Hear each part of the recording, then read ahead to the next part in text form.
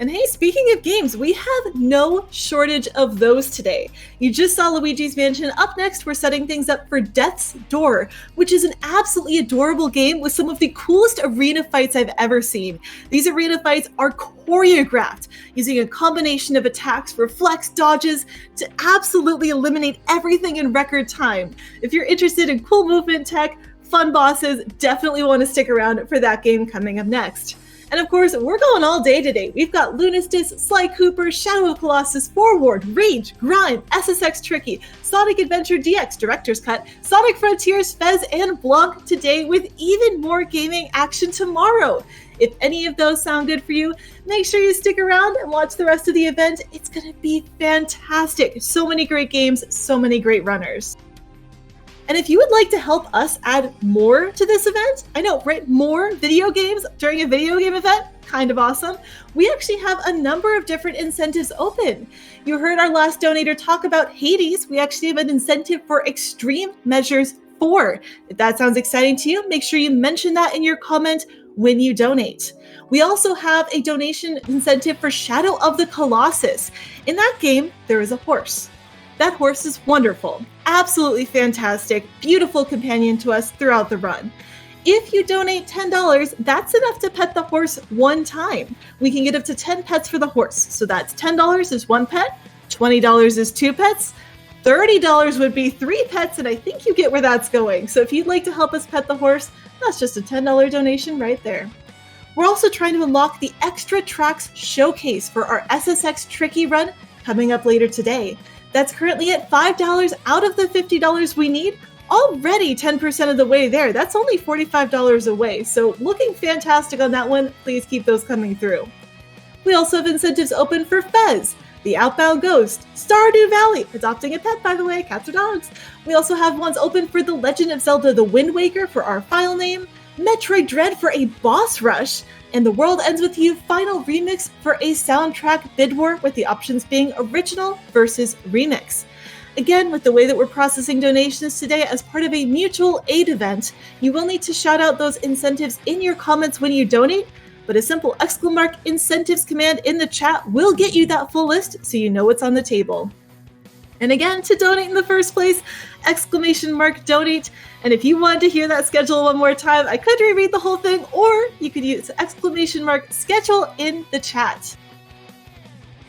Again, we're going till late today. I'm in Pacific time. Our last run starts at 11 p.m. my time locally for me, but plenty more action. Oh no, sorry, that's actually Hades at midnight. We got plenty of games today up through 1 a.m. Pacific time, and then we'll start back up again tomorrow, Sunday at 10 a.m. Pacific time for me. And you can, of course, change that into whatever local time is for you. So that's 1 p.m. Eastern. That'd be, I believe, noon Central, 11 a.m. Mountain time.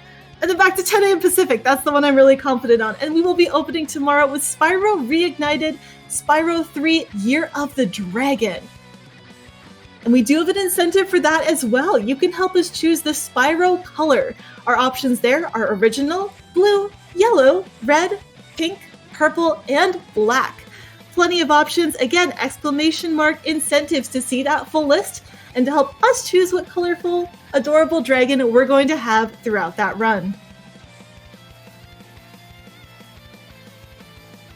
I do want to shout out as well, I know mutual aid is something that I haven't gotten to participate in as much through speedrunning marathon, so I was really excited to be able to help out with this event today. And one thing that really impressed me about this event, and Cora in particular herself, is that she's already done so much work towards escaping Texas and escaping the oppressive legislation that's in that region. If you haven't already seen the GoFundMe page, she has already set up work, found places, figured out most of what to do to move, and it's just that upfront cost to actually move, to get that first month's rent is so oppressive, and is something that can trap people in and keep them from being able to go somewhere that will support them for who they are. That's what we're trying to help with today. That's what we're trying to accomplish. So all of your donations are going towards exactly that. Anything we raise over that is also going to help. We can go right back into local direct action groups to support trans people in Texas. Anything you can help us with today, though, is so, so appreciated. Again, !donate in the chat.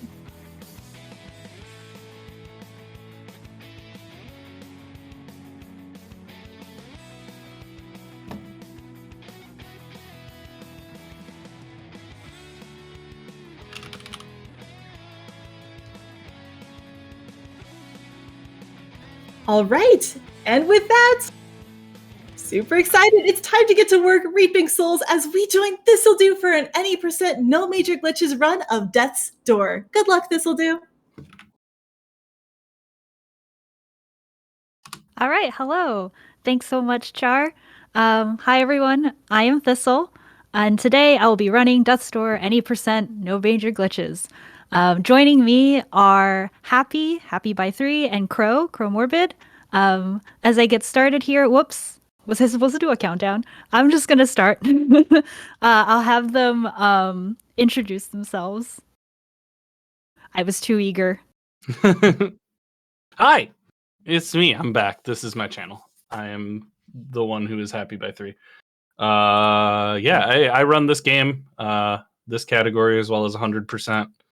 I haven't been sucked into true ending yet, but they'll get me one of these days.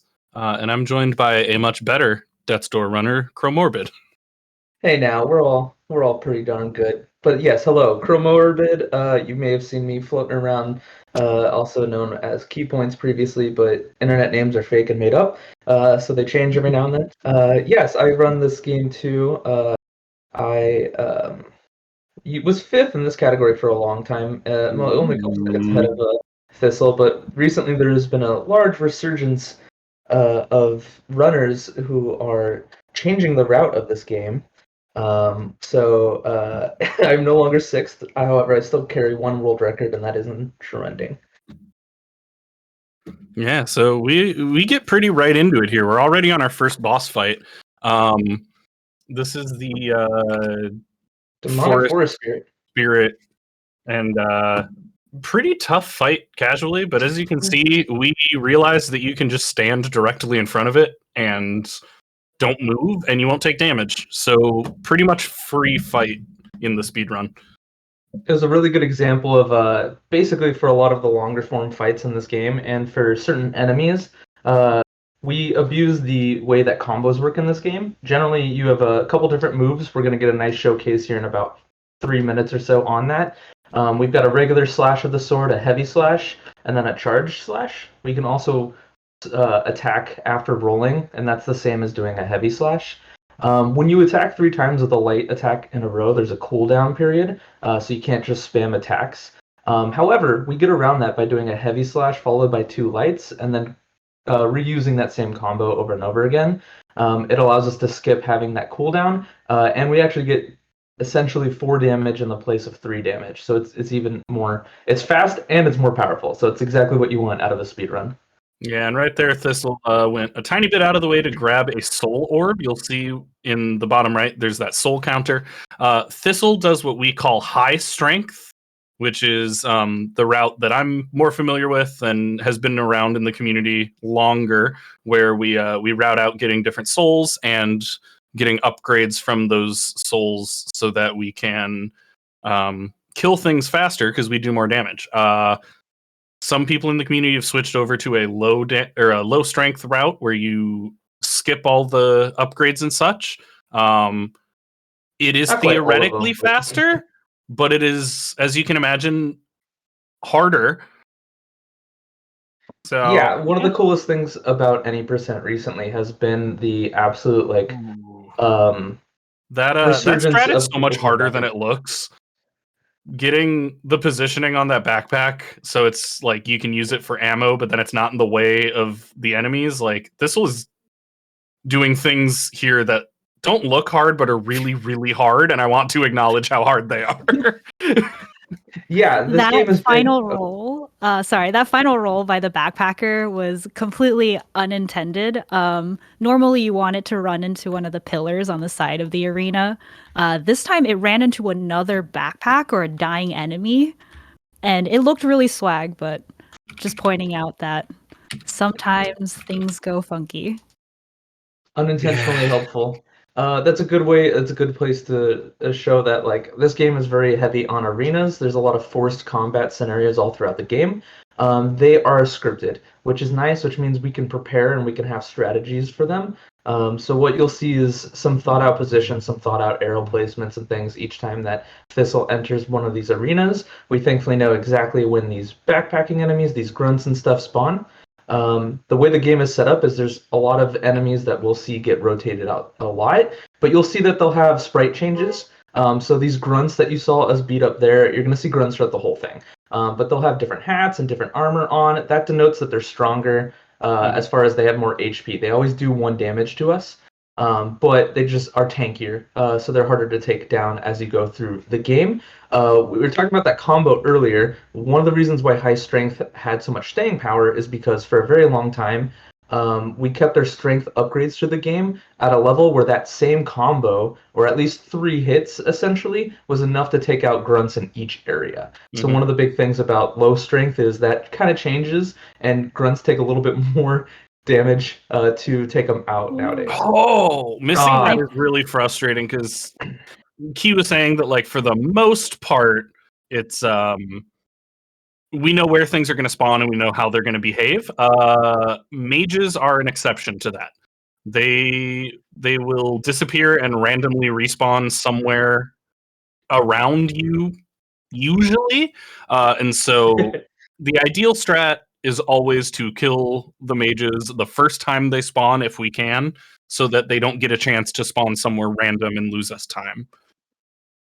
Yes. But of course, some of those strats are really hard. One of the we're going to talk about another strat here in a second from there, but first, this is our second boss. This is the Guardian of the Door. He's a big bully, and especially for like new runners, old runners, it's a fight that takes actually a considerable amount of focus to get into, because there's a specific combo that you can kind of nail. What Thistle's doing is rolling behind the boss right now, so that way when it pushes you away with, you can see like the air puffs coming off, you're getting pushed into the wall instead of being pushed away. That way you can continue doing damage, and then you get an early kill like this. Yeah, that was a good fight. That despite being the second fight in the game, that is probably the fight that people like have to practice the most, ask about most in Discord when they're learning the game. Like, it's hard and it takes a while, but God, the first time you get it right feels so good. Yeah, there are small safety points right next to the Guardian, which is why I was hugging it throughout the fight. But it is a little trickier than it looks, for sure. A nice thing about Death's Door is enemies don't have like hitboxes if you actually hit them unless they're in an attack animation. So what you'll find is we're frequently besties with our enemies in this game. We'll be hugging tight while we beat them up. So. And this is our first major lore cutscene, which we're about to just completely skip over. Funny enough, we haven't really introduced the game, and the game's just going to introduce itself to us right now. Yeah. Yeah, in case you were wondering what we were playing, it's Death's Door. Oh, wow, look at that. Yeah, that's the name of the game. Yeah. Huh. So we get a little bit of exposition here. Deb, as one calls it, and our expository bullshit here is basically the Grey Crow, the dude who bonked us on the head earlier. We meet up with him and he's like, hey, sorry for the bonk, but I need help. He used to be like us and he lost his assignment behind Death's Door, and he's like, hey, I need to get into the door to go get my assignment so that I can not die, because crows are only immune to death because they are in service of the Lord of Doors. As a little crow, we work as a Grim Reaper. And so we get immunity because we're working. But since he's out on assignment, he's not immune to aging. That's why he's old. And he hasn't come back from his assignment because he lost his assignment. And so he tells us there are 3 overgrown, corrupted souls throughout this world that we have to go capture and use the power from those corrupt souls to open Death's Door so that we can go get the soul from his assignment out of the door so that he can finish his assignment and not die. Yep. So, like a lot of boomers, they outsource the work to the younger ones, and that's our job for this entire game. I love this game because it does actually have a lot of like fun nods and pokes at bureaucracy and that kind of stuff in fun ways. But one of my favorite things in this game is how the game mechanically teaches you these new strats and puzzles. We're seeing right here, Thistle's dipping an arrow into a fire pit and launching it to light a brazier to solve these puzzles. each of the areas we're going to visit to find one of those giant souls that Happy mentioned is going to introduce one of these new mechanics. It's going to teach you this new thing in the world, and then we're going to enter a dungeon that's split into 2 parts. So the first area of each of these areas introduces that concept generally. Here it's the fire arrows. The second area will be coming up too. We're going to be saving a bunch of crow spirits that are going to help us progress through the dungeon. And we get an ability in each of these dungeons, and in each of the areas, whatever the thing is that it's teaching you at the beginning is the ability you're about to earn. So we'll be launching fireballs before you know it. The game thankfully teaches you how to work all those mechanics before you even get the ability. I think that's one of the coolest dev choices I've ever seen. And during that whole thing, I completely skipped talking about Pothead Skip. I don't know if you want to cover that, Happy. It's a really fun skip. Yeah, so that dude in the north who's kind of hanging out there, that's our buddy Pothead. He's a good guy, but he talks a lot, and listening to him talk is slow.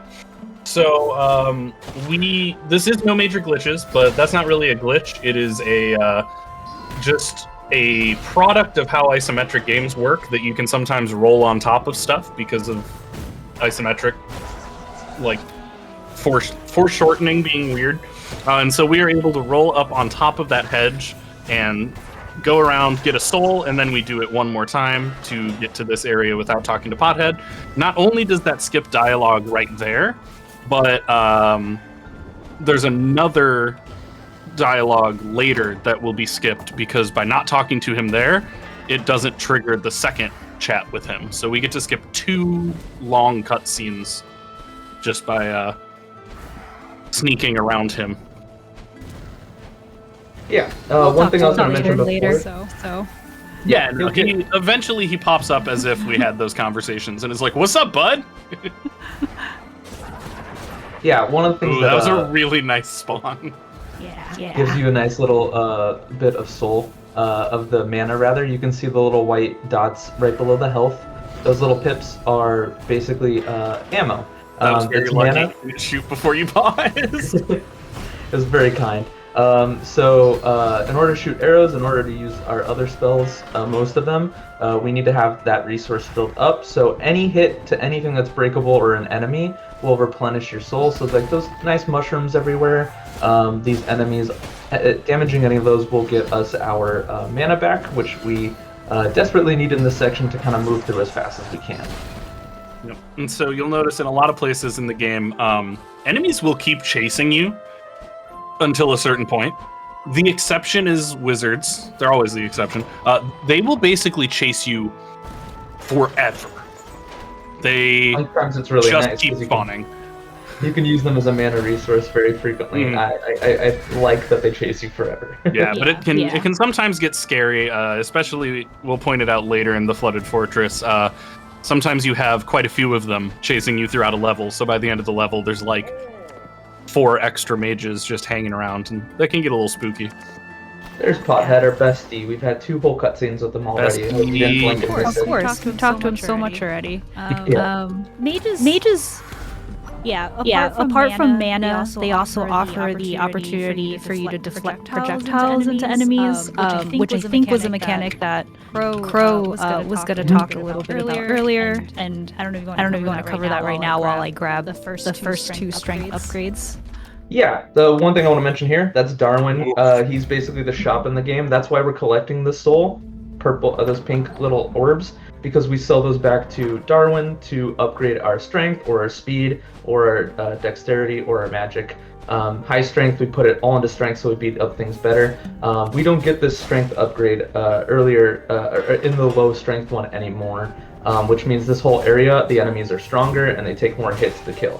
But talking about deflecting, like this will mention, any projectile, basically any projectile, I can't really think of one right now, can be deflected. The nice thing about it is it's basically multiplied by whatever attack you're using. So if you hit something back at an enemy with a regular slash, it uses the same damage multiplier as the strength of what you used. So essentially, what that means is if we do a heavy attack, which is effectively like 2 hits of a normal slash, we're deflecting it, and that's going to be worth 4 damage instead of what would usually be like 2 damage if you had just like heavy slashed them. If that makes sense. I don't know if I described that super well. It basically doubles what you would normally do. So if you can get an entire heavy charged attack and deflect a projectile, it's effectively like hitting the enemy 6 times with the sword. Oh, no Salem skip. No Salem skip. Yeah. No! Heartbreaking. Well, I don't It's have all right. skips or damage here, but I do have a $100 donation Ooh. from Anonymous. No comment on that one, but thank you so much for your support. That brings us to, I think, $205 for today and over $2,500 total towards getting Cora out of Texas. Thank you so much, everyone. ! Donate if you'd like to contribute. Thank you so much. That's incredible. Yeah, thank you. That's a lot of money. I appreciate y'all. We've rescued our first crow soul now, and you will see this animation 12 distinct times throughout the run, where the crow soul flies into the door, lights up one of those little things. Once we light up all 4 of them, we can go collect our fabulous prize. Absolutely. Most of these souls, almost all of them, are hidden behind an arena. There is one specific one that is an exception, and we're coming up to it very soon. It's guarded by a mini boss. Yeah. The room before the arena is worse than the arenas. Could you imagine if we got through that room and then had to do an arena? Oh no. This would be the worst game ever. That's what I was going to talk about. Is we do this mini boss, and then there is everyone's favorite room who runs this game. It is affectionately called Imploft. It's pitch black. Except for some of the braziers which we light along the way, and it's filled with those little flying bats that we've seen the whole time. You can't see, they can see you, they can attack you through walls, you can't attack them through walls. You just kind of have to shoot arrows and hope that you don't, get damaged too much. Yeah, it's gonna be a fun time. A cool thing that we just did as well with that. Immediately getting trolled by Imploft. Yep. You just saw us kind of melt through that really large spinning pot. Ooh, that imp was hiding. I didn't even see it. Yeah, it's dark. It's real dark in here. Ooh, nice angle on that, though. We abused the fact that this game has very generous iframes when it comes to the rolls in the game. At the very beginning of all the rolls that Thistle does for movement, basically the crow is impervious to damage temporarily. So what we do is we roll as soon as we're about to get damaged by the spinning pot, which lets us iframe past the damage, and it gives us a buffer time of invincibility, so we can just beat it up while it's spinning at us. We have to roll a few more times to just make sure that we're not going to get damaged, but it lets us just kind of melt through that boss. You'll see it happen with some of the larger giant soul bosses as well down the road. And So it's just a quick soul pickup. Oh, yep. And one thing that I just did right there was the heal mechanic in this game. So throughout the run, you'll be seeing me pick up some seeds off the ground, and in order to heal, we have to plant them in a pot and consume the flower for a full heal. Yeah, is it ever explained what we do with the flower, like, in lore? Do we just eat it? I like that better. I don't know. It makes more sense in my head. Works for me. Ooh, Yeah. grunts were nice, though. That's one of the other rare instances of a RNG room. How those grunts spawn and how they move is a little bit RNG, so sometimes they'll be nice like that, and you can just blow 2 of them up with a pot. Sometimes they don't go anywhere near the explosion pots, and you get to kill them all manually, and it kills your run. Hey, that was not a bad arena. Wow, that's a good arena, too, yeah. Those grunts will keep respawning for as long as the Lickitung is alive.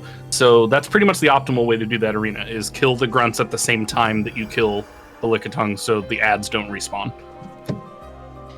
Yeah, so not all the enemies in the games have proper names. Some of them do. We keep some of them and we change some of them. The big giant tongue pot monster things are Grimace Knights, which is a cool name. But let's be real, they're Lickitungs. It's a community name that's stuck throughout thick and thin. We have a couple of those that we keep around. Yeah. That's one of my favorite little tricks in the game that, like, if you blink, you miss it. Thistle moved specifically to aggro that exploding pot, so it got the puzzle pot for her. just saves them some extra work of getting it themselves. There's a nice fallback if that doesn't happen, where you can shoot it from the stairs, but it's a tricky shot. So just letting the pot, the purple pot, do the work for you is very handy. This is a spot where we use the isometrics again to just roll past a corner we shouldn't be able to walk through, so we can avoid having to walk around to do that puzzle. We can just stand in between the fire pit, the brazier, light the brazier with the lit arrow, and then fire it into the cobweb, saving us like 10 seconds. Taking it safe on the bookshelves. Rolling That's is fair. faster, but if you fall, it's slow. It's very slow. Just like the last arena, this one has a similar mechanic of constantly spawning enemies, but instead of the grunts, we have everyone's favorite mages here. So, yep, just like previously, it's worth killing the Lickitung first, that way that the mages stop spawning, so you can just end it as soon as you can. That one's extra fun if you play multiple categories, because for some reason that I still don't understand, that Lickitung, you'll notice Thistle's kind of positioning in the middle of the room, and then that allows her to do like a certain combo and then roll and break the shield immediately when the Lickitung tries to defend. For some reason, that one spawns closer in Hundo. Yeah, So you have to position in a different part of the room, and if you forget that... Yeah, anytime you do those arenas out of the order we did it right then, it messes with kind of like, it's always going to be lone Lickitung with grunts, and then Lickitung with mages, but in different arenas, and it gets kind of funky. More importantly, is Treasure. one of the best cutscenes in the game. We got our here. treasure! We got our treasure. Just like action adventure games normally, we got to get our prize at the end of the challenge. Oh no. Oh. And it's getting eaten. Our prize is more challenge. Yay! And the best Yay. music in the game. Welcome to the Avarice. So at the end, in the middle point of each of these dungeons, we enter an Avarice. What it is a 4-wave challenge where it throws a whole bunch of enemies your way. Constant fighting. You will see after each of these waves, one of those braziers is going to light up to show you that you're a quarter of the way through it. These are scripted just like all the other ones. They feature enemies from that dungeon that we just went through. So we're going to see a whole lot of pots here, and there will be a Lickitung a little bit later. Spoiler alert. It's a really fun challenge with some absolutely amazing banger music going on. For a lot of people, this is like one of the highlights of this game casually. Just because it's such a cool surprise to get like a mimic chest to spit you into more combat when you're expecting just to get some new ability. Oh, okay. That was sometimes the an deflects unfortunate in this game, deflect. they don't really follow the path you wish they would. That was still a very, very clean Avarice one. That was solid. The 4th wave had that little bit of jank in the middle of it, but the first 3 waves were textbook, so that was awesome. Yeah, you'll notice with that deflect and a couple projectiles, because we play on controller, there is an auto aim, and so sometimes we need to force the auto aim to not work because we want to shoot stuff that isn't the enemy closest to us. But it's like, oh, aiming on controller's hard. Let me just put that projectile over here for you, and that's not where we want the projectile. Speaking of projectiles, we now have a new spell. That giant golden crow just gave us the ability to shoot fires, as crows are known to do. Yes. So Not water birds, definitely no, firebirds. definitely not water birds, we're firebirds. This game's sponsored by Igor Stravinsky. We're going back to the Lost Cemetery. It's kind of like a hub world of sorts in the game. Now that we have the ability to shoot fire, we can go to an area we were previously at. We're going to roll through the Guardian of the Door arena, and you're going to see one of those braziers that we couldn't light before, but now we have the power of fire. We're going to open this new path, and that's how the game kind of like locks you out of higher areas. It's very, early Zelda action adventure, little bit of Metroidvania love, going on there. It's a cool way to separate the map out. Absolutely. And like now like it's you were time for the mentioning best earlier. NPC. Our little guy! Our sweet little guy! We clap This is the Leg leg Day. Hi, We Leg always clap Day. for Leg Day because he does a hard work. He doesn't get appreciated enough. So if everyone in chat could clap, we'd appreciate it. Thank you, Leg Day, for taking us Thanks, to Leg Day. the second area here. Yep. So now we are going into the overgrown ruins. This is the kingdom of the Frog King, the domain of the Frog King, rather, which is going to be another giant soul. Now you may be asking, wait, why are we in another section already? Weren't we just in the estate with all the urns? Yes. However, in this game, we want speed, and one of those spells we want to get is super fast for movement. And so what we do is we go through each area, we acquire each spell, and then we go backwards, and then we fight the enemies at the end. So what we end up having is a very focused adventure game, and then a boss rush at the end. So what we'll be doing is a reverse boss order, basically speed run after we get all the abilities. And here we're introduced to the second mechanic. We hit these lovely little plants. That feels so good. Exploding seeds that are so satisfying when you get to use them on the enemies. So you can probably guess what ability we may be getting in the near future from that. I don't know. It's almost like this is a Zelda-like game, and is it a what's boomerang? Zelda-like game without boomerang? Oh, exactly. It's the slingshot. It's the slingshot. My bad. Yeah, it's that one. Yeah. Because that's the one you get in the Deku Tree, and this is like a tree kind of theme. Of course. Yeah, We just walked around a wall. Up on the hints. Walls are suggestions sometimes in this game. Again, we like to harp on it, but isometric. Yep. With that being said, when you foreshorten everything, there's just paths hidden. Oh, first try mom skip. Mom skip is actually harder than it looks skip. It's, again, abusing the isometric angles to roll from that top ledge and skip a breakable wall. And it skips maybe about 10-15 seconds of walking around. It's actually probably less than that. But hey, we like time save. This is a speedrun after all. I appreciate all the claps that I see in the chat. Thank you, everyone. Yes, everyone in there is much appreciated. We have a couple of the absolute goats of the community in here. TFT is the current world record holder of this category. Recently just got that by grinding the low strength category and lowered the world record by at this point 45 seconds or something like that. It's pretty impressive. We got Shresh in here, recently bopped me for 5th place. And also an avid lover of the longer form runs 100% in TE, so I love seeing the community in here. Yeah, it's a wonderful community. Yeah, Thank we you all for being here. on the topic of people being good at this game, for context, when we all complain about Vareem, we love Vareem, but for a good chunk of time, Vareem's personal sum of bests was faster than community sum of best if you removed Vareem. So, the entire community together was slower than Vareem. However, I love that fact. I do want to shout out TFT single-handedly pulling a bunch of those back over time. Man has grinded this category so well over the last couple months. And has only reawakened the beast now that Vareem has come back to try and get his thrones recovered from him.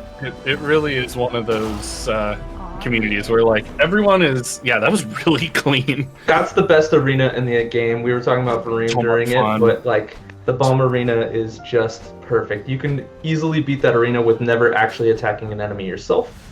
And this whole explosion at the end just feels very cool guy walking away from explosion. Yeah, absolutely. Well, usually I did have one run where I got hit by a projectile, sort of like that, but projectiles keep moving during cutscenes. So I did die once during the cool guy walking away explosion.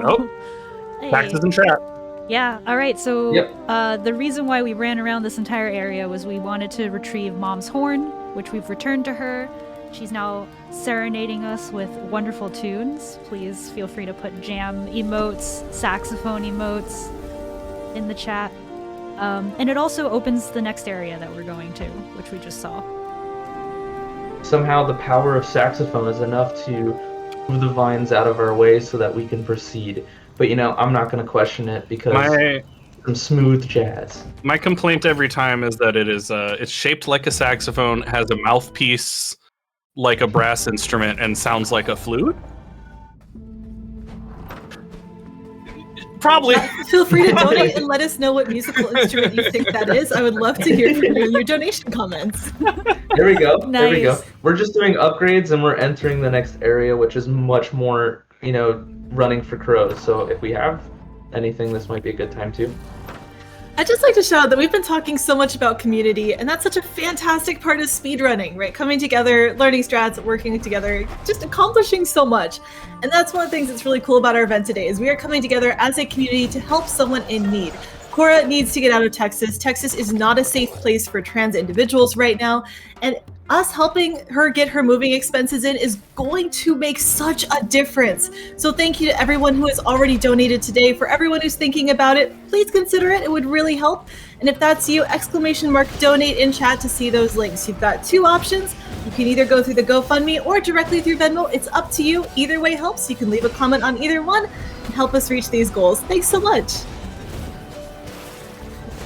It's an absolutely awesome cause. I'm so happy to see this all come together and happy doing all this work. Not just happy, there's a whole group of people coming together to support someone in need, and that nothing better than that. So huge shout outs to everyone behind the scenes as well. Yeah, no, as is tradition, I came up with an idea, messaged Osborne about it, and was like, hey, I'm gonna disappear for the weekend, so like, don't worry about setting it all up this weekend. We can do it when I get back and get started on it. And by like 12 hours from there, Oz is like, cool, I have a full schedule of confirmed runners and commentators. I've reached out to like 8 people for hosting. Like, not once did we deserve Osborne, is the moral of this story. This puzzle trick. So obviously the intended puzzle, as you can probably see, is to use the bomb plant to blow up those things in the middle. It is faster if you just roll through and shoot them like that, but it is a tight window. Like when I first learned this game by just like watching the world record at the time and trying to copy it, I spent like 45 minutes like, okay, he did it. It's clearly possible. Why can't I do it? It's so hard. So usually we take this opportunity to complain about the enemies in the dungeon because the spiders and the hammer bros in this area and the cowards, the little spiders that hide in the ground, are some of the most RNG dependent enemies. Thistle is doing a masterclass. Both of these arenas so far have been like exquisitely done. I wouldn't be surprised to find out that both of those are golds. You were killing it right now. Nice. Yeah. I Based am not Thistle, running honestly. live split, so I have no clue. Oh, okay. Unfortunately. It's okay. That's fine. Oh yeah. The Hammer Bros are a known pain point as well in the game, just because it's hard getting used to kind of the rhythm behind them. Oh, and you get the deflect on the fire plant. That's so good. This is so many of the coolest strats of the run that are a lot harder than they look. So I'm really glad that you're nailing these. But yeah, we basically use rhythm for a lot of these enemies that have just a lot more health, like the Hammer Bros, the Lickitongues, and one we'll meet in the next area. It just takes a bit to get used to that, and wow. They I were thought he was so gonna kind. damage you. They I were thought he was so gonna kind. damage you there. That'll happen. When the spiders hide around the corner, if you try to attack through the corner, you won't damage them, but they will damage you. So Thistle kind of walking forward a bit to get around the corner and then attack was like the only way to get the damage, but as you can see, the extra time made it like a few frames away from getting damaged there. So that was super, super clean and a little lucky. All right, we're coming up on the 4th arena here. It is the hardest one in this area because you have to fight. Oh no! Once again, the fire pits, the auto aim in this game isn't always wonderful, so just barely missed a fireball. Had to walk around a little bit to solve this puzzle. But this arena here, we've seen a few of those Hammer Bros, made quick work of them. This arena is just like, hey, what if we just kept throwing them at you one after another, and also just threw a ton of water around you? Oh, you got the text box with the bummer. I thought you were gonna get around it. That's like the smallest time loss. It's fine. All right. Should we pool party? One of them, maybe? Yeah, it's always good content to do that. I believe in your ability. Pool Party is a strat that's used basically exclusively in a challenge run for this game. Later. There it is. Let's go. Basically, So you can abuse their AI to walk straight in a circle after dodging them a few times, and the entire there's an invisible wall around this pond. That, is it bad? I was almost hoping you would take one more damage so I could yell Thistle Skip. So we don't do Thistle Skip, sadly, in I high strength know, anymore. I didn't, yeah. But yeah, so essentially, there's an invisible wall around the whole puddle that they won't walk into, except for like that one patch there. So you just abuse their AI and have them walk in there. It's basically only viable in a challenge run that we have. You can do any percent using a special weapon called the Umbrella.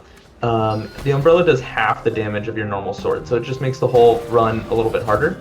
And essentially, that's good that you caught that. Yeah, Pool Party. Pool Party, yeah. Wait, that was a really that's perfect, right? That is perfect. Okay, yeah. You should get 1,000 exactly. Mm-hmm. There's a lot of soul breakpoints to get some of these upgrades that you can't miss. I absolutely would not have been paying attention, so that was really solid for you to catch that. So the reason why I was looking so intently too is Pool Party is funny, making the Hammer Bros walk into the water, but you don't get soul from killing them like you would normally. And so I lost 8 soul by memeing basically and had to make up for it. Justified time loss in my eyes. It's worth it. Mm-hmm. That time, the little now you're gonna PB anyway, and then 3 times save next time. Easy. That the crow knew what was happening that time, cowered a little bit before getting attacked by the mimic. You love to see a little bit of personal growth. So we're introduced to some enemies that we haven't seen before, and we just talked about, hey, aren't these Avarices like enemies that we've seen before? Well, we skipped a whole section because we didn't proceed in the how the game expects us to in the manner that we were in. So we'll see some enemies like that plague doctor and those little Grimer monsters. And that's okay. We'll get to see them for the first time in quotations in a bit. And there you got a nice showcase of how spiders are usually behaving. Yeah, standard spider L. Oh my gosh, Ooh, that was nice though. You're gaming today. The fun thing about spinning the protagonist around like that is it's sort of a universal word that can mean anything. Right there, it meant hell yeah, I nailed it. Other times it means if I don't do this, I'm gonna actually smash my controller. Sometimes other times it means ooh, unlucky. Yeah, and other times it also just means, I'm bored waiting for leg day to come across the chasm. Sometimes I'm just standing here waiting for leg day. So exactly. Or Claps waiting for the day. elevator, or waiting for the brazier lighting cutscene. No one could have predicted this. We now have access to bombs. A bomb! So, bombs do basically 3 damage compared to the 1 damage of the sword, and they cost 2 mana in order to do that. So they're a very powerful resource. They're a very powerful spell, but they use up a lot of resource. So you'll see us using them every now and then to do some cheeky damage across an arena, but we can't spam them as much as arrows or fireballs. How is my Hundo brain still turned on? I haven't run this game in forever. I just almost panicked because you didn't pick that up. Didn't grab the shiny object? That's amazing. That specific pull is the only pull in this area that if you slash it, you get mana back. That's because we can use an ability using that pull later. It's a weird idiosyncrasy, and of course we're going to abuse it so we can get some mana back for this next section. And I've learned the hard way in Hundo when you need to use that pull to get mana, that it's the only one. Yes, indeed. I've lost a PB to not knowing that and being like, I'll just get the pull over there. Oh, no, I will not. That is the most satisfying upgrade, though, when you nail it perfectly and you had exactly 1,000, so you could get Strength 4. That was great. Yeah, that's the tightest upgrade by far in this run. Definitely have to watch your soul count going into that one. From here on out, all the other upgrades are pretty safe. I don't think well, maybe I don't jinx it. I don't want to jinx it, but I don't think I've ever fallen short. Yeah, we tend to have actually an excess of about 300 soul at the end of the run. That excess was actually part of the reason why people started exploring, well, can we route that 300 out earlier, potentially, get a couple less of those soul clusters? You've seen us go out of the way, seen Thistle go out of the way a few times to grab that 100 soul. And so it started off innocently enough of like, where can we cut this without having to worry about too much loss of power? And then, like all humanity, we looked too far and we went too far in the name of time save. Ain't that just the way? Now we can This talk is to Barb. Barb, my favorite NPC. I love you, Barb. Barb's a beloved NPC in casual runs, and we basically ghost Barb throughout the rest of the run, so it's a little tragedy. Yeah, we're kind of not super cool to Barb. Yeah. Barb, if you befriend Barb, Barb will sing to you, and it's worth it. And if you were on the fence about getting this game, you should get it exclusively just to let Barb sing to you. She sings to you twice, so 3 times, actually. You can get her 3 Ooh. times. Yeah. Definitely get this game. Hear Barb's song. Yes, that's what It's it's worth it. Barb is in All right. love with one of the bosses. That's what the song's about, I guess. Barb is singing about the drunk crow in the rain Oh. jacket outside of Jefferson's hut, who's in love with Oh one yeah, of them. sorry. Drunk Yes. Crow is in love with. Yeah. Yes. This is Castle Lockstone. It is the puzzle-heavy Oh? section of the run, and this Is will get that- diagram Is that strats. diagram strats? That I is diagram genuinely don't know the diagram. That's Uh, diagram strats. So diagram strats is named that way because we have a lovely member of the community, Museus, who theory crafts a lot of like ways to solve puzzles faster. Generally, those theory crafts are in the form of MS Paint drawings done hastily with like fun arrows drawn over screenshots frequently as well. And so, because it's always these diagrams that take you about 10 seconds to figure out what they mean before you go, oh, that makes sense. It gives you the opportunity. Oh, hey, good save I though. put the link to my favorite diagram in chat so people can see just how scuffed the diagrams are for diagram strat. Which one's your favorite? Is it the The one on the man? graph paper? Yeah. Yeah, With it's the Manor eight Pot numbers boss. and all the arrows and oh my god, it's so good. That's so good. Oh yeah, it's that one. Okay. So beautiful. What were you doing there is saving and quitting. It's a mechanic that you've seen us use all throughout it, but to explain why, we get a nice heal. It puts us back at the start of the area. That's an arena where if you don't take damage, you can just walk to the next area, but the save and quit doesn't lose that much time at all. And it gets us right back to where we would have been a moment later anyways. Yeah, somewhere And, out there, Upper Casserole is like, I told you that should be Crow 4. I told you. That is one super fun thing about this game, and the community being so active and so like tight knit, is people are constantly theory crafting small optimizations, and then usually we find out that in practice it's maybe like perfectly equal or like 2 frames different, and so then people start like arguing in favor of their favorite version. Yes. You get like, I mean, that's why, you know, half the community right now is split between high strength and low strength. Is like, okay, well, this could be faster, but it's harder, and do we really save that time consistently? And like, Yeah. it's very fun to theory craft what's like the optimal way, and ultimately to find out that there's like multiple routes that are basically the same time. Yeah. That arena, probably not surprising to you, is called Bomb Arena. It's one of my favorite arenas in the game. It used to be very sketchy, and we just found out the power of bombs made it a whole lot less sketchy, so we love that one. A little bit to touch on what you're mentioning there. Some changes that have happened recently, though, Happy. I don't know if you've caught it, but in the last like month or so, because of everyone coming back to low strength, it is now like a minute to a minute and a half faster ComSob than high strength ever was, and that's still not really with a lot of polish. And Wow. so for a long time we really thought that it was even, and then when a lot of people started working on it, finding new strats and theory crafting, the community kind of came together and cut it down pretty significantly, which Yeah. is a tragedy for us high strength lovers, but a boon for the community as a whole. Yeah. And so a huge shout out goes to Upper for being like Upper Casserole, who was basically the big triumphant push for low strength, Shresh adopted it, the two of them together showed the viability. And so when we got TFT to finally commit to it as well, he suddenly started just tearing time off of like his personal bests, and then all of a sudden world record dropped by 50 seconds or so. It's been such a cool thing to see in the last like month to 2 months. Unless you like high strength. Yeah. I'm convinced that eventually low strength will differentiate itself enough that we'll just have 2 leaderboards. And then instead of missing high strength, we can just do both.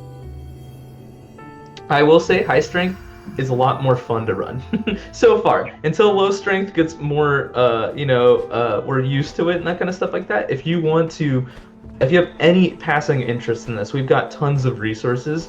I've made a beginner's route of high strength that is effectively the same as the regular high strength route, but it also builds in a little bit of extra skills and a very loved ability and a little bit of extra health at the cost of maybe like a minute and a half of time. And so there's tons of different ways that you can learn this game. High strength, low strength, whatever you want to jump into. High strength is viable to within 50 seconds of world record right now, so it's clearly still not like you're choosing a wrong path by wanting to do high strength. Yeah. And like to the end of the whole community shout out and everything, obligatory at the end will probably be like, join the Discord. But if you joined the Discord right now and said, hey, I'd love to learn this game, if you don't get like 6 responses in 5 minutes, I'll be shocked. Like, the community is very active and just genuinely loves this game. And if anyone is interested in it, we are all immediately like, woo, new friend.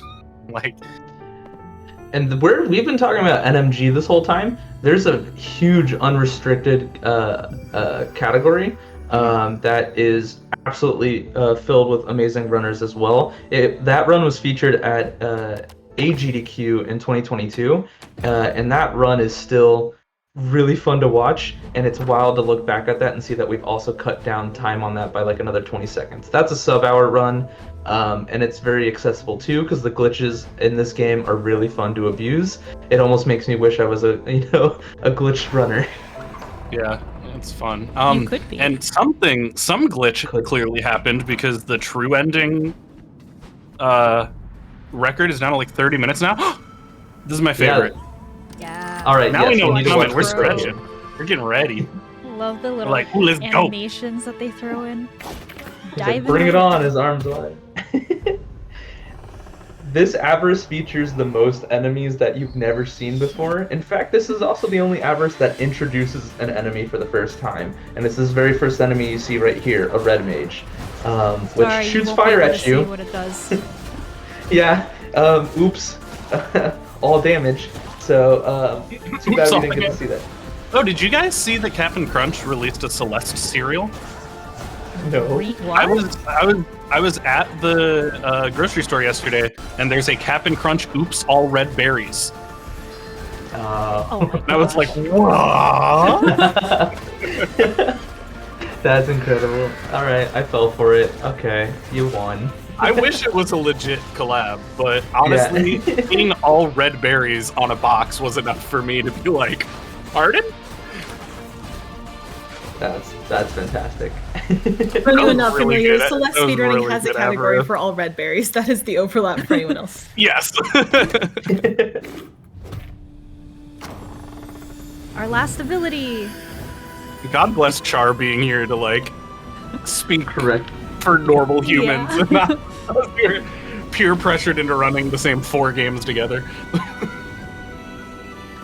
But you should run these 4 games because they're great. They really are. Those 4 games being Hollow Knight, Celeste, Death's Door, and most recently Grime. With that, we have the best ability in the game, our hook shot. The crow can now zoom super Broken or fast. something, dude? Oh no! Yeah, Yeah. I know. I think this run just whoops. Rip. Well, good Rip thing we have a run. longer estimate.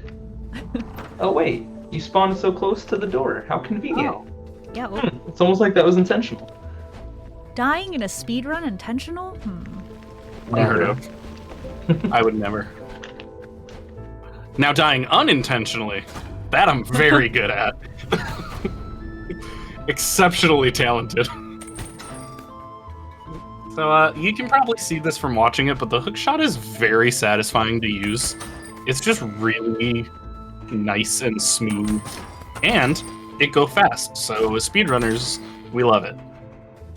So this is the point in the run where we will now be basically completing the game backwards. We're going to actually go right back to Castle Lockstone, and we will be doing the second half of it leading up to the first Giant Soul boss. We'll go back to the dungeon for the second half, and then finally the manor for the second half of that, and then we have the end game.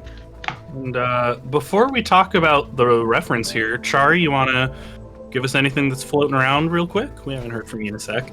Oh, I would love to. I just want to remind everyone why we're here. Corathon is a mutual aid fundraiser raising money for Cora. Cora is a friend of the community who is looking to move to a place who will accept her for who she is.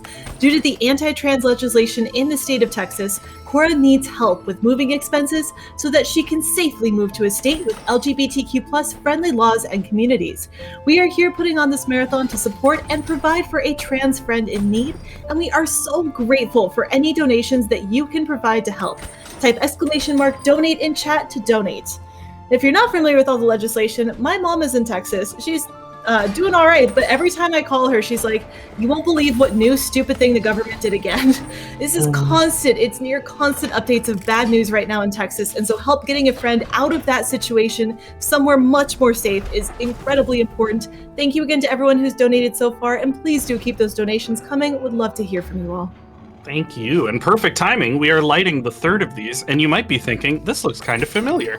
You would be right. It is an homage, or a straight rip, your call, but an homage to the Forest Temple in Ocarina of Time. We've got to go around, light these 4 braziers, and lighting those braziers unlocks an elevator that takes us to the boss fight. Kind of? It takes us to a whole nother area that then has a boss fight at the end. Yeah, essentially once we get past the second half of these areas, we are introduced to a challenge area where we basically have it's a different section of each area, but it's mostly just throw a bunch of enemies at you, see how you fare kind of a thing. So we're gonna have basically through those back to back. What's great about each of these sections is it has some of the best music in the video game. So we're about to hear some of the best tracks back to back to back. So get your jam emotes ready. I tweet about it every time I see a tweet asking about video game music.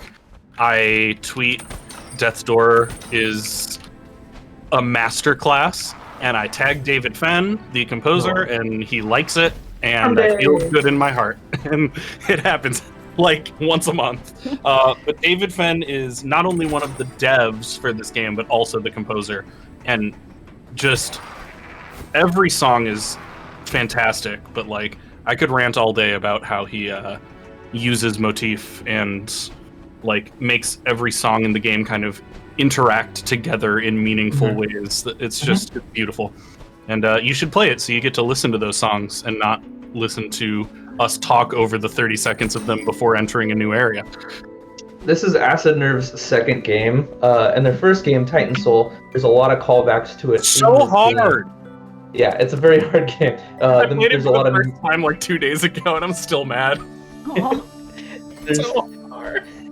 The Avarice music is repurposed and remixed from Titan Soul. A lot of the bosses, including the actual mimic chest, as well as a boss we're coming up to soon, the first boss you saw, are all kind of repurposed bosses from Titan Soul. It's really cool to see those like nods in their games to each other. You love to see it. So they're good noodles. Yes. Old Watchtowers. Found a couple of good dudes. Old Watchtowers is a very tricky area. It's easy to accidentally roll off an edge. All the enemies just come at you ruthlessly, so you have to make sure they don't beat you up too hard while you run through. There are shortcuts that we have the option of taking, but they're a little bit out of the beaten path sometimes. So the optimal way is to ignore opening shortcuts. So if you die, it's a long walk back. This is one of the more challenging parts of the run, but they bless us with one of the best tracks in the run to balance that out. basically the way this area is set up is it's a straight line from where you spawn to the boss. But to get there, you have to walk around quite a bit. Right now we're doing a bit of the around. You take the scenic route between each gate. And then once you get there, in a casual playthrough, it's assuming you're going to then open the gate. And ooh, that was really nice. Laser arena. That laser can ruin your day very quickly. It very frequently does 2 damage instead of 1 damage if you get hit by it. It just because it stacks it so quickly. But yeah, so normally the game expects you to open the gates, and then it's like, oh, you have this like shortcut now, so you don't have to go back around. But it's much faster for us to either skip the gates or skip opening them. There's one of those little levers. That's the easier lever to get, but again, it's slow. So we're gonna zoom right by because we're confident in this area. So yeah. If you... We're just gonna skip that gate, you know, just, again, roll up onto a roof. A little not intended, but not really. You were a bird. What are we gonna do, not be on the roof? Yeah, exactly. That's the closest we get to flying in any percent. So, I won't spoil anything, but you might be able to get a little bit closer to flying if you buy the game and play some of the other categories. Wink, wink. Wink, wink, Harry. Wink, wink. Exactly. What action-adventure game isn't complete without an arbitrary ice section where you slide around and the physics are annoying? So the second half of this area is filled with it. So here we are, skating around on ice. The enemies don't seem too perturbed by it, but the bird claws, the little feet scampering around, certainly like to slide around on it. But just like that, Thistle got through the harder part of it. The grunts do slide. A little bit. You'll yeah. see them doing so in this next arena, which of course will have ice as well. I'm also gonna take a heal here. Yes, Ice Arena, as we affectionately call it. We're really clever with a lot of our naming schemes, as you've noticed. You'll see our strategy is to stay off the ice as much as possible. Which, topographically, doesn't seem super easy to do since most of it is ice, but hey, you know, we do our best. And I'm sorry if there are any Hollow Knight runners in chat. I did not mean to use topographically that way. Hopefully you can forgive me. So, Ice Arena is just an arena but on ice. So, Char, you got anything more interesting to talk about while we do that? I do. I, in fact, have some donations. We had a $100 donation come in from David Binks. Thank you so much. No comment on that, but very much appreciated. And we have $25 from maybe a familiar name. Let's see, Crow Morbid. There we go, Crow Morbid. If anyone's heard of them, $25. Thank you so much. Sounds like a dork. Yeah, honestly. Do really like appreciate it, though. Thanks, everyone. Yeah, that was actually really good, Ice Arena. Ice Arena is the worst. Thistle made use of a really cool mechanic at the end, positioning the bird in a place where you could get early access to climb up the ladder during a cutscene. It saves like 2 seconds, and it's really swag. And now we're going into maybe the hardest of the giant souls. It's the first one. This is Betty the Yeti. We love Betty. Betty's a challenge. We talked about this when you get Betty right, like when you lock Betty in, it's like the most satisfying fight in any video game. As soon as you get off the cycle by even like one hit, it is untenable. It's so unhinged. And Just I love like that, how though, Betty's easy gone. the fight looks, probably, to when you do it right, viewers. it's beautiful. Betty is the perfect example of like a lot of the combat things we've mentioned so far. It's abusing iframes, it's using combos to the best that we can, and it's timing, it's rhythm based. You see a lot of those roll slashes that we had mentioned in there because we're using the iframe from the roll to avoid getting slammed by her fists. But you can't just spam the buttons to get the inputs. There's this very specific time with the way that she has pauses between her hits So if you don't get that rhythm perfectly right, you're gonna get slammed into it. We hug her belly and just keep going until the end. We skip a very annoying phase if we do enough damage quick enough, where she rolls across the map and it's really difficult to avoid getting damaged, and it just takes a long time. You don't get to put that much damage in. We're rewarded with meeting our boss. This is the Lord of Doors. I call them the Lord of Dorks, and they wanted to talk to us after our exploits to say good job, and so we can get some more claps in chat. We got some you. Bream clap in chat. World's From... best Can we talk lord. about that mug? Oh my Oh, goodness, such I a love good it. mug. World's best lord. World's best lord. They think they're pretty good. I would say. I think they're a fan of themselves. I really want a World's Best Lord mug, but the only mug I have found made of it is a screenshot of the Lord of Doors holding the mug pasted onto a mug, which is not That's incredible. quite what I was going for. A little bit reductive. All right, we're back in the overgrown ruins. We're gonna use our bombs that we got a little bit ago to blow open a quick passageway, and then we're gonna again abuse isometrics to skip a couple corners and get into the next area. The music here will get you more calm than you need to be. This next section is very punishing if you make silly mistakes. It's very easy to make silly mistakes. Yeah, and this is one of the tough things about this run for sure, is that some of the hardest sections are pretty late in the run. Luckily we have lots of upgrades and we are strong at this point, but you can roll up that. Yes, you can. Yes. Huh. Now, a question that might be lingering in your mind: can crows swim? The short answer is no. Crows cannot swim because they're not water birds.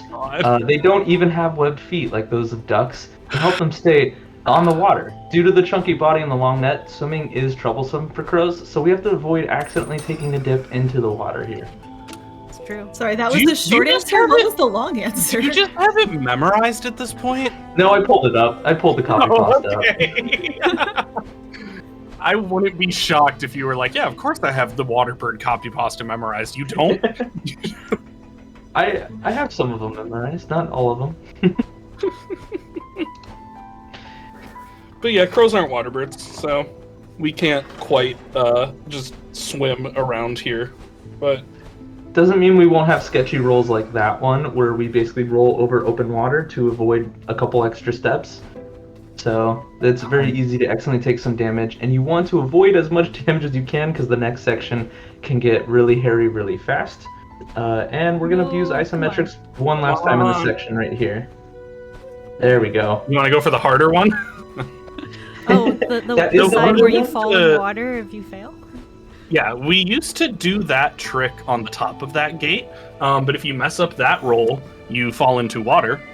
If you do it on the other side of the gate, you don't fall into the water. So even though it's a little bit trickier, it doesn't include accidentally killing yourself. So, you know, For safety. priority. It is a lot easier to do it on the upper side, but of course it comes with the chance of dipping in the water, which is not great. And now we're into the flooded fortress. This is a small gauntlet. All right, I'm going for this of strat. just I'm going enemies. for it. I'm going Yes, Yes, let's go. yeah, it's like one of my favorite strats in the whole game. for it. No! I went too slow. I went too slow. All right, never mind. Damn. Hey, you know what? That was still great. And one of the grunts took care of themselves, so you didn't even have to worry about all three of them. Do it the classic There you way. So this is kind of the safer ways. You just aggro the boomer. Boomer jumps over, and then you can hook shot. Do we get it there? Ooh, we actually might have. Yeah, the alternative is wrapping around a few different arenas and walking around a bit. So doing that hook shot to that boomer skips about a minute to a minute and a half of this area. So it's actually pretty solid. And that's a good place for just shy of mana. You can't use the bomb to blow up this wall. It happens. it's pretty easy to get, a little behind on mana when you're like focused on the 15 enemies coming at you. Yeah, this is the part I mentioned earlier where things get a little hectic because enemies keep chasing us as all these enemies keep spawning. And now we have to stand here and do a trick we call Mage Hookins, which is just shooting around this corner to get that button. There we go. And that can get quickly messed up by people jumping on you while you're trying to shoot it. Yes, mages spawn very sporadically. They seem to favor spawning behind you, but not as a rule. We usually don't care about that too much because we kind of strategize on taking care of them during their first spawn. A big point where that wasn't a thing was earlier in the history of this, we actually abused the mage's spawning mechanic to have them spawn on the other side of an area and hook to them to skip an even bigger portion of this area. The issue is it's a significant amount of RNG to get the mages to behave that way. So the old mage hook skip was just a nightmare. Nice. Yes. Spare seed. Spare seed, very helpful here. So basically, mage hook, theoretically, to this day, if you nail it first try, is slightly faster than that walk around we just did. But you have to nail it first try, and that is very hard to do. So that's why that strat is called mage hooking. I'm getting nervous. It's my big moment. Yes. Oh yeah?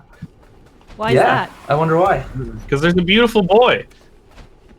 We're gonna get introduced to our second giant soul here. Who could this be? Who is this?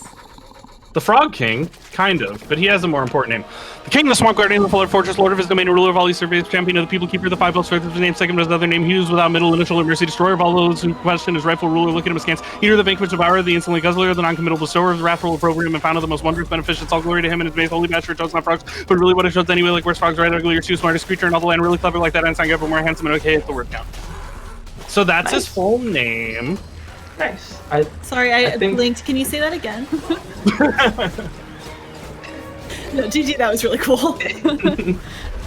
Yeah, well done. One of these days, I'm gonna get fast enough to get the whole name during the cutscene. The cutscene? We're gonna get there. What would a boss fight be in one of these games without having a Dodongo moment? So right there, you saw Thistle throw the bomb into the Frog King's mouth to knock him on his face for a moment to just, damage him a little bit more, a little quicker. We use fireballs in this section because, as you can see, some of those actually hit him twice as they're traveling through his hitbox. So it's just an easier way to do more damage. Any chance we get to do double damage, why wouldn't we take that? Nice. Ooh, nice. Right that was the before you first cycle kill. Let's go. That was really nice. That was a great fight. I hate how, empty flesh husk his body looks after that, though. It's just not a good animation. Yeah. There is... Yeah. Very, The game is a lot bloodier than it seems on stream because I have blood turned off in the game. Oh! But normally, I didn't even notice. as we fight all of these enemies, there is a decent amount of blood splatter on the ground. Oh, we got my favorite little inky forest spirit there. We saw him just briefly, but we'll see him again in just a moment here. My only regret about my Death's Door tattoo is that I didn't put the inky spirit as one of the 3 spirits. Hey, you know what? You always have a chance to correct it and add a 4th one at some point. There is a little spot in between the crow's head and the sword where I could put one more. Well, there you go. One day. One day. Alright, way back long ago we were in this area, and so now we have returned. We're going to go into the basement, though. As you saw, there's a little bit of puddle spilled in front of the door, and a paddle. That paddle used to be Podhead's paddle. Where's Podhead? Oh. So we have to go investigate what happened to Podhead by doing this super cool trick. Even though Thistle took a dip, that still ended up being faster than walking around and taking that bolt platform the intended way. So not only does it look cool, but it's fast. My fun fact about that room is I did that swag strat in my casual playthrough. Nice. Because I was like, oh, when you damage it, it moves towards you. So I thought the intended solution was to shoot it and then hookshot onto it. And I was like, oh, that's a fun little puzzle. It was like 6 to 7 months into running this game that I was like, wait, you can walk back there? There's an intended solution? Nice. My bad. Nice. And there we saw what happened to Pothead. Grandma, who we saw briefly earlier, has kidnapped Pothead. I always feel really bad that we do the first section, get Pothead kind of captured and kidnapped, and then go do like an hour of other stuff before we come back and they're like, hey, you all right, dude? No? Okay. No. But it's all right. What's cool is doing this section last, since we have hookshot, we can use that to its fullest, potential, and essentially, these furnaces here have very small hitboxes, and you can sometimes abuse them from angles to light them from a distance, but you usually have to stand right in front of them, and so that time it wanted to play a little mean-spirited. But yes, we're able, and you'll see it in full view, how much the hookshot changes this section toward the end of it before we get into the boss fight. Ooh, that roll on top of the platform as it was moving, that was tight. That was awesome. That guy really just stood right in the way, huh? Right in the way. Yep. Oh, yeah. It's shocking that the enemies want to, get in your way. How rude of them. Ooh.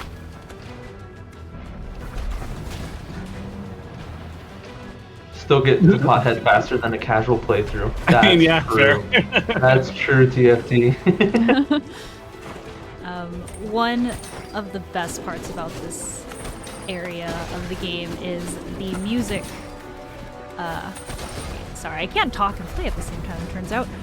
The music is in time to the pistons. Or the pistons move in time to the music. There we go. We have spent some time theory crafting if, like, pause buffering to make the music stop and restart so the pistons go at a different time would save time. But as far as I know, it's just like that would be cool, and not a thing we've been able to, like, prove is useful yet. Yeah, it's one of those things that's like, we think might work, but it's also a lot of work, and there's kind of a sense of RNG to it as well to some extent with like literal music RNG. If you do a section a little bit slower, you might have to pause for like a couple seconds to get it to match up. But okay. This part's scary because you can like in the other places you can light it at an angle and it's faster. But if you miss more than one shot, there's not a place to build up your mana without either having to run back on the conveyor belt or jump into the pit and take damage. So, all right. This is the best spot where you can sometimes manage to get a perfect cycle if you can follow. Yes, there we go. That's the fastest cycle. Nice. You can get through this room. I don't think I've ever gotten that. That is actually So a much relatively difficult cycle to make. There's the fast cycle and then there's a half fast cycle in that room, and I usually get the half cycle, so that was awesome. This is the only complaint I have about this game is there are some speedruns where you're doing stuff that's easy but looks flashy. This game is the opposite. This game, you do very difficult things, and a casual viewer will be like, "Oh, I could do that. That's easy."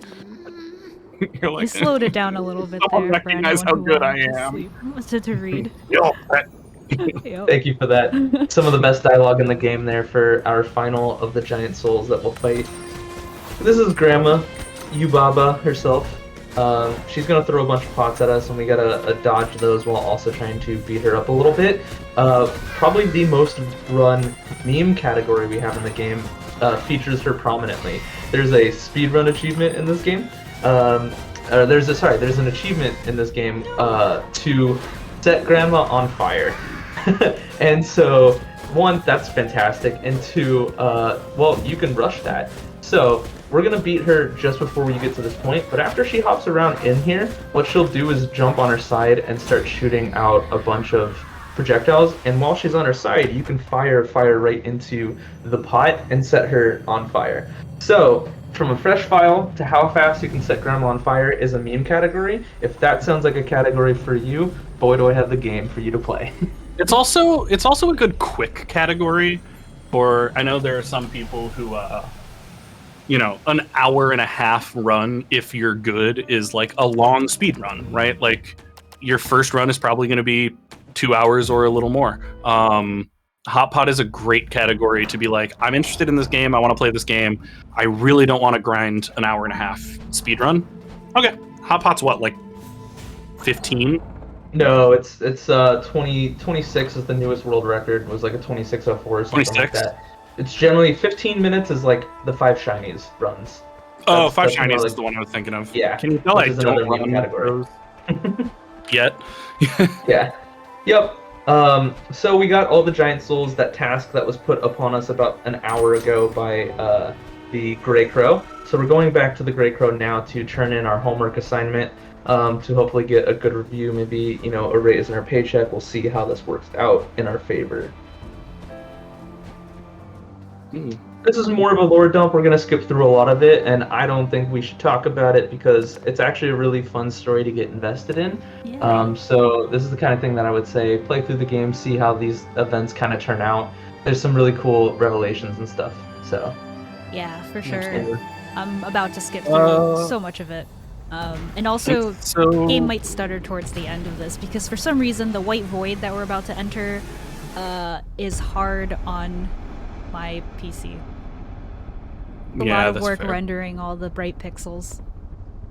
So this is actually, I think, a cool opportunity to highlight something the community did for this game that I'm a big fan of, and I'd love to see more in the speedrunning communities as a whole. This game has a lot of text to mash through, and sometimes that can get really exhausting on your hands, especially doing a bunch of runs and stuff like that. And for a lot of people, mashing really isn't very easy for them to do. And so from both an accessibility standpoint and just really a general health standpoint, there's an optional text skipping hotkey program that you can install that allows you to hold a single button to skip through text. What we've done is map it at a specific speed that is about equivalent to the fastest mashers in our community. That way, there's not really a disincentive to use it, but it's not required. And so what that means is we don't have to tire our hands out during every single run. Mashing text really isn't a sign of the best amount of skill you can have in this game. It's the combat. It's your ability to know these puzzles and be able to land these things. It's not your ability to push buttons super fast.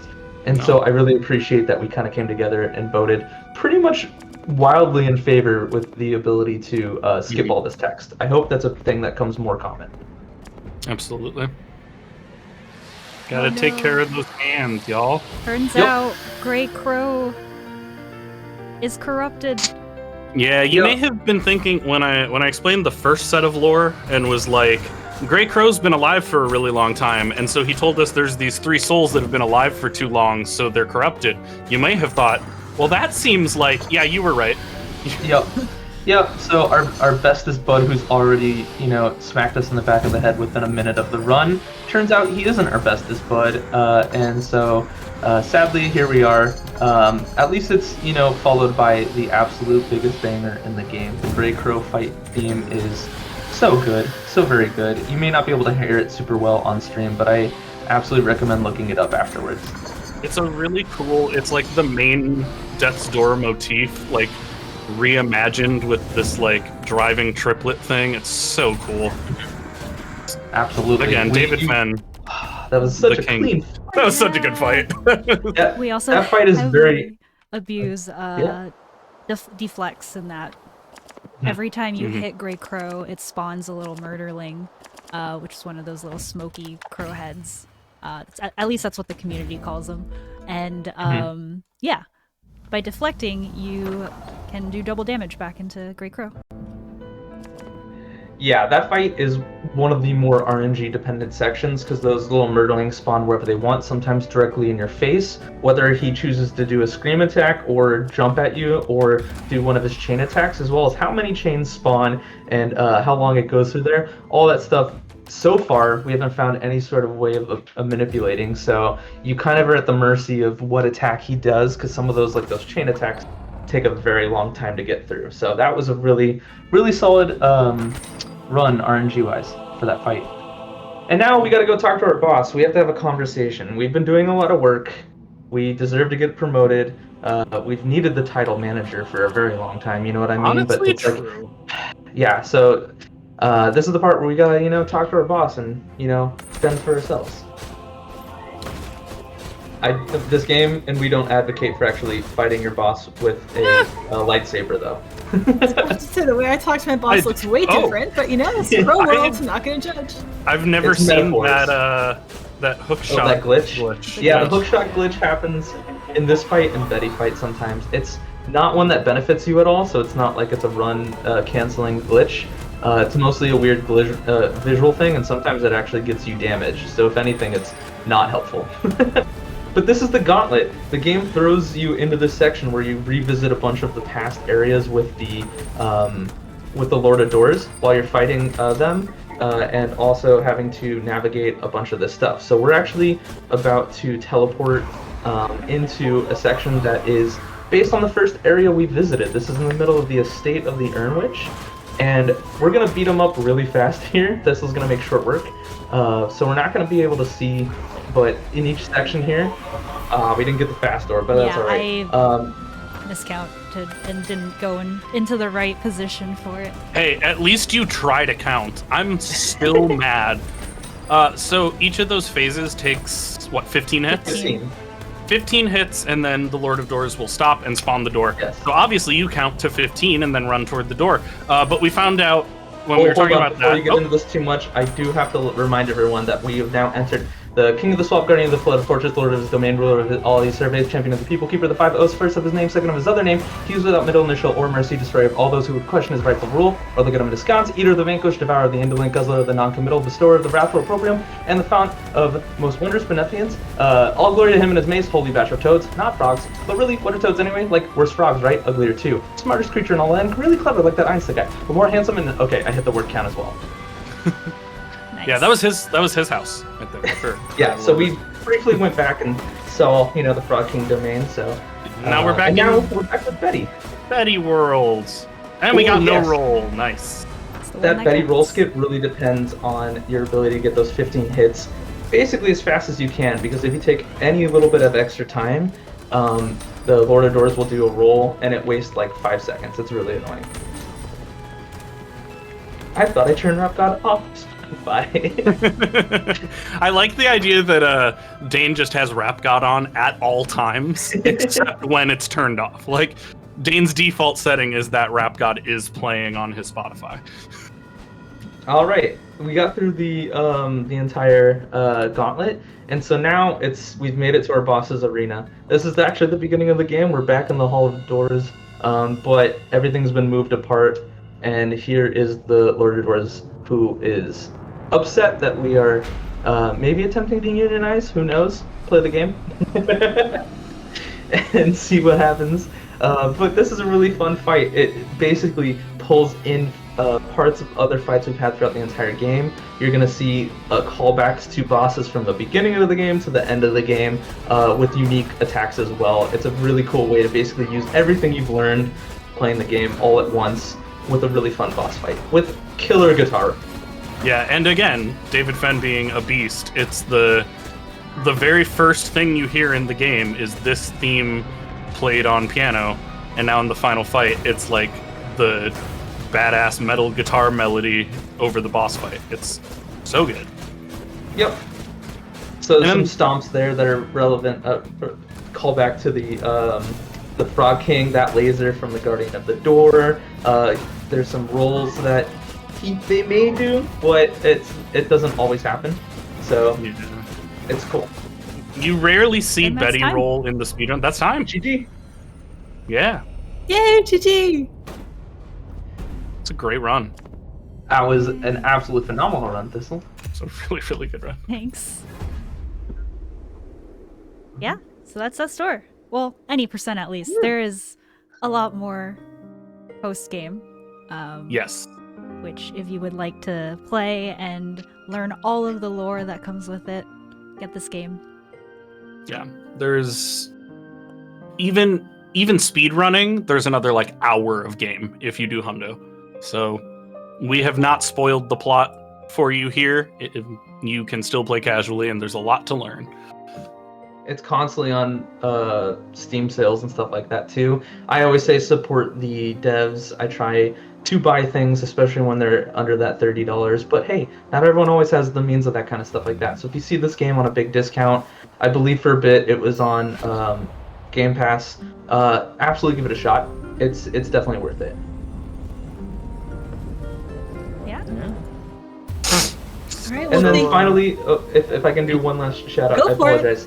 apologize. The community for this game is amazing. I picked up this game during a hard part of my life, and everyone in part of this community is super engaging, super caring. Everyone's got each other's backs. It's great. The speedrun section for Death's Door has a link to the Death's Door Discord. You've got the devs in there. You've got people who are casual fans. You've got the speedrunners. Everyone there is ready to help you out. So please join us if you have any interest, or if you want to just come say hi. We'd love to have you.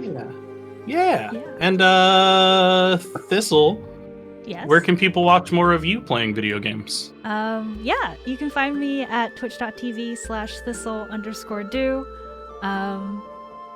Yeah, that's pretty much it. I stream a couple times a week, sometimes Bird Game, aka Death Store, sometimes Hollow Knight, sometimes Celeste. But yeah. And where can I watch Chromorbid? Similar, twitch.tuvalu/chromorbid is where you can find me. I stream once a month maybe, but maybe that'll pick up here in the near future. I need to try and get back to a good 5th or lower score in any percent soon, and I feel like I gotta work up my 100% because I think that people are gonna come for me soon. So. Fair. Yeah, and we are on my channel, so I don't need to shout it out. All right, well, thank you so much to all three of you for that fantastic run. This was super cool to watch. I'm really glad we got to see this one. But everyone, please stick around. We have so many more fantastic games coming up later today. We'll be taking a short break, but we'll be back before you know it. Thank you.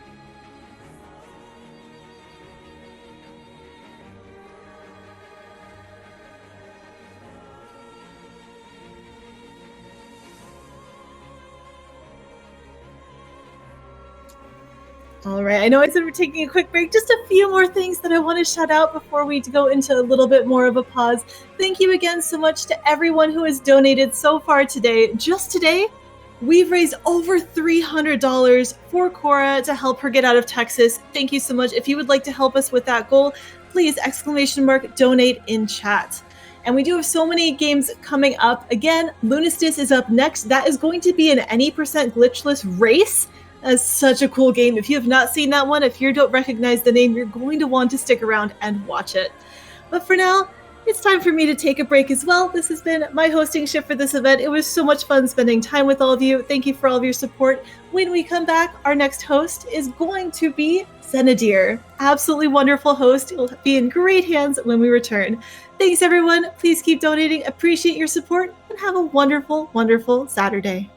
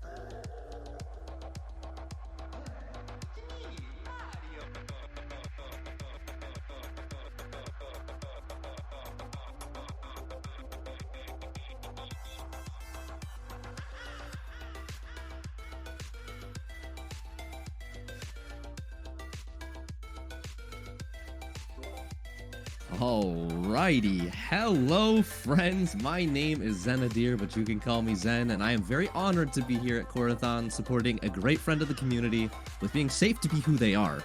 So please let me see some trans pride and love in the chat.